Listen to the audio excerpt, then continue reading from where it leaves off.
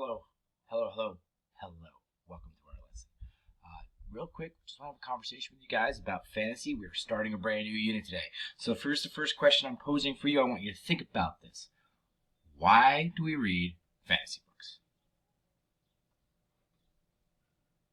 Alright, so one reason that we read fantasy is because the stories are really incredible, right? Not only that, the stories have such a big deal going on to them, that the fate of mankind, like the world is going to end without someone saving the day.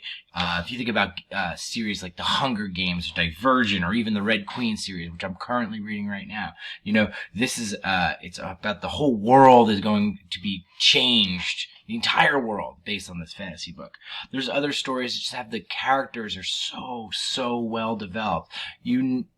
Everyone knows Harry Potter, right? That's a fantasy series that goes on for many books, and you become so attached to those characters. Gregor the Overlander, City of Ember. I love fantasy books. Also, you need to think about in fantasy, when you're studying, when you're reading fantasy books, it's not just about elves and hobbits and ogres and wizards. Right? It really is about good and evil, and that'll come out in the book that we are going to be reading together. And not only that, if you become a powerful fantasy reader, you're going to be a better reader of other types of fiction books. Well, the same elements that are in your realistic fiction, your stories, your narrative nonfiction stories, like they are all the same things. Who has the power? Where is the story taking place? Right? What are the characters' struggles? Those are all important things that, as we read fantasy, you'll also read that about.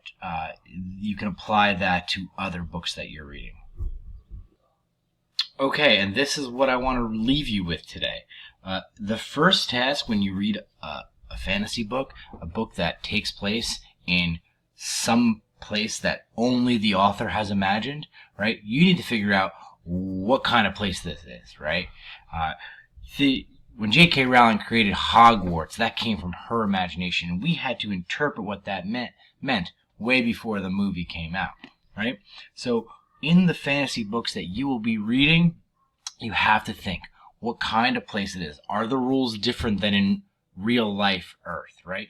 What kind of structures, buildings, what's it look like, what's it feel like? That is going to be your first task as a reader. So basically that's it. That's a quick lesson for us today. What I want you to do is I want you to get excited about reading. I want you to be ready to go for this fantasy story. If you're like me, I love fantasy books. I love sci-fi novels. I love sci-fi TV shows. I love fantasy TV shows. I love fantasy novels, whatever it may be. I think those are the things that I choose first and foremost. The current book I'm reading is a fantasy book, right? So I hope you guys are excited, as I would be for this. You're going to read the first 2 chapters of your book today and tomorrow, as we get ready for our next lesson. So you guys can get started with that, all right? Think about the kind of place that your book's taking place in, and enjoy it.